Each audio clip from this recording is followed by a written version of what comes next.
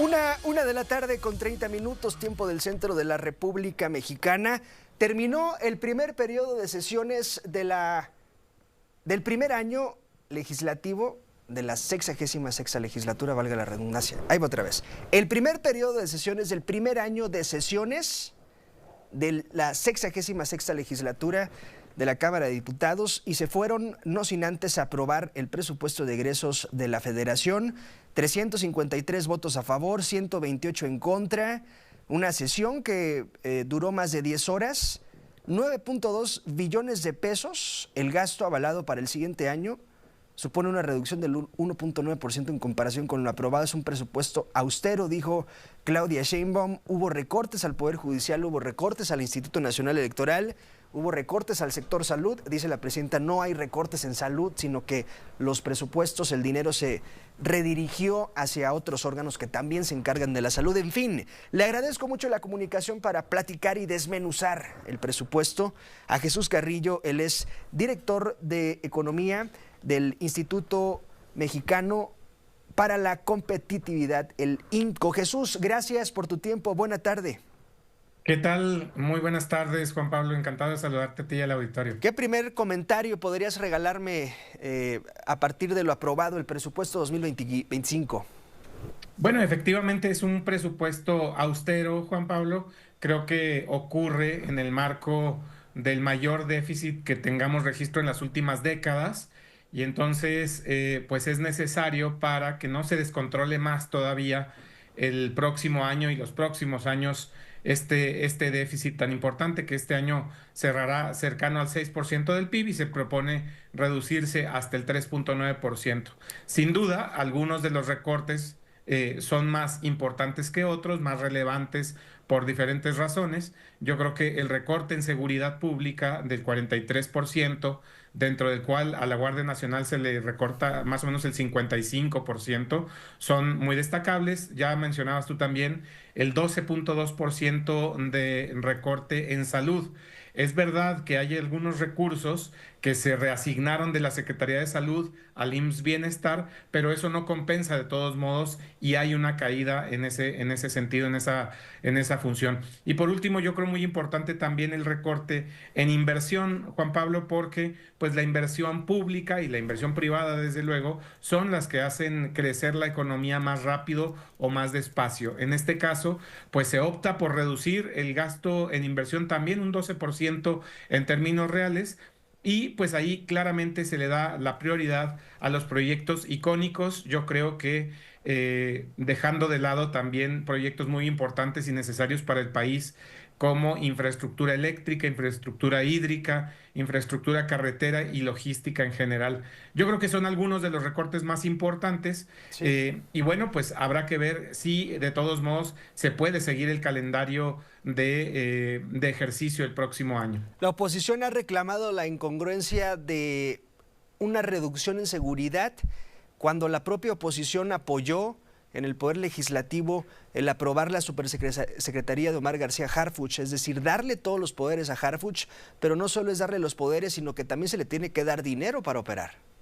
Sí, yo creo que en este sentido hay un par de inconsistencias, o algunas en general, pero creo que esta es importante. Me parece que además la situación del país es delicada en este aspecto. Creo que los mensajes ahí están, pero efectivamente creo que falta dinero. Y también otra inconsistencia en este mismo camino de pensamiento, Juan Pablo, pues es el del INE, ¿no? Sí. Al INE se le pide que haga una elección que en términos logísticos probablemente sea más difícil que la presidencial de este año, y pues se le hace un recorte contra lo que pidió, pero recibirá 21% menos de lo que recibió este año. Y entonces ese recorte y hacer una elección todavía más grande, que es una elección que además aprueba o promueve la bancada de Morena, la bancada del partido en el poder, y no se dan estos recursos. Sin duda, creo que hay por ahí varios temas de ese tipo. También podríamos hablar de qué tanto se está invirtiendo para la transición energética. Ya mencionaba yo el tema del agua, pues nada más concretarlo en el dato de que se van a reducir en un presupuesto de 43% a la Conagua. Y entonces ahí tenemos un tema muy importante, porque como tú sabes, como se ha reportado pues desde hace varios años, tenemos una crisis de sequías o de inundaciones en diferentes regiones del país. Entonces, sin duda, pues hay algunas inconsistencias en este Sí. presupuesto, pero bueno, habrá que ver en el futuro si este presupuesto permite darle oxígeno a los siguientes, lo cual de todos modos se ve difícil. Estoy platicando con Jesús Carrillo, director de Economía del INCO. También hay quien habla, sí, sobre un presupuesto de egresos austero, pero un presupuesto de ingresos demasiado positivo. Es decir, si no se cumplen las expectativas del gobierno federal respecto al presupuesto de ingresos, pues la deuda pudiera ponerse todavía peor.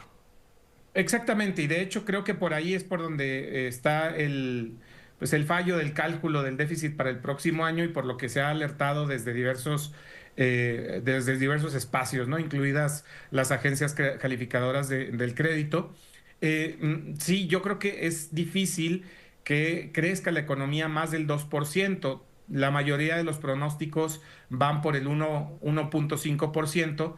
Y hay que ver los datos, Juan Pablo. Mira, la construcción en particular tiene un freno seco en esta segunda mitad del año comparado con el ritmo que tenía antes. Simplemente no está creciendo. Las manufacturas están creciendo por el 1%. La actividad industrial en su conjunto en el mes de octubre tuvo una caída con respecto al año pasado de 3.3%. Y si observamos los datos de servicios de esparcimiento, servicios de alimentación, es decir, cosas que están muy ligadas con el turismo, por ejemplo, pues también se ve que están cayendo en general, han tenido decrecimientos en los últimos trimestres. Entonces yo creo que es muy difícil que la economía crezca el año que entra y además, pues la creación de empleo está floja este año. Es de los más flojos en los últimos años en el sector formal y entonces hay poco margen para pensar que realmente puede crecer la economía. Si no crece la economía, pues no pueden haber más ingresos tributarios y en ese sentido, pues no se logra ni la meta de ingresos, pero por otro lado, pues tenemos un PIB, un Producto Interno Bruto más pequeño y por lo tanto este cociente se elevaría en términos del déficit, ¿no? Entonces sí, sin duda es difícil que se alcancen las metas propuestas para el próximo año. Sí. E insisto, habrá que ver si se puede lograr esta austeridad. Si Donald Trump nos pone el pie en el cuello, el propósito de cumplir el pronóstico de ingresos puede complicarse aún más.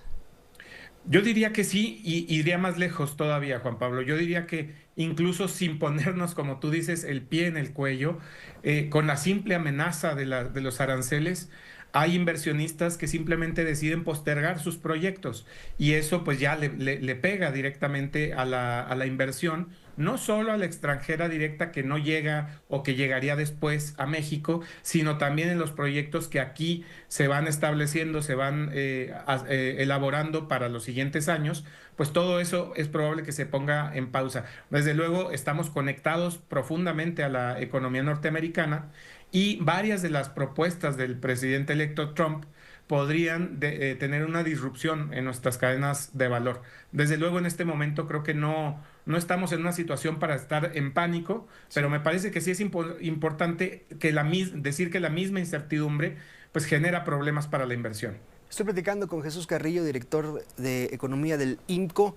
¿Qué más te preocupa del presupuesto, Jesús? Educación pudiera ser, evidentemente los programas sociales están reforzadísimos, hay reducción, insistimos, en salud, en seguridad, en el INE, en el Poder Judicial. ¿Qué más te preocupa?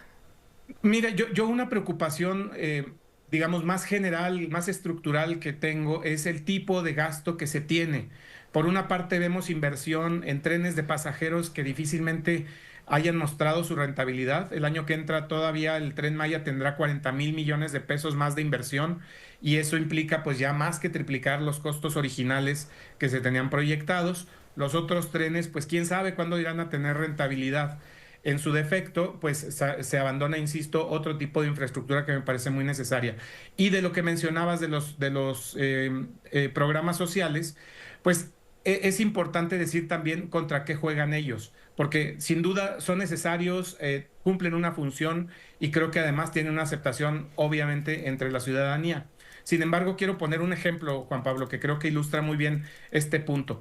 Para la parte de educación se le va a quitar una buena parte de presupuesto al programa de La Escuela es Nuestra, que es un programa dedicado a construir infraestructura educativa, sobre todo en la educación básica. Y se va a incrementar muchísimo el de las becas. Sí. Entonces, construir infraestructura contra dar programas sociales a veces sí son un intercambio, y en este sentido, pues las capacidades educativas del país no necesariamente se mejoran si no hay inversión, aunque haya capacidad entre los estudiantes pues para gastar y para poder asistir a la escuela, ¿no? Entonces, creo que ese balance no se ha dado.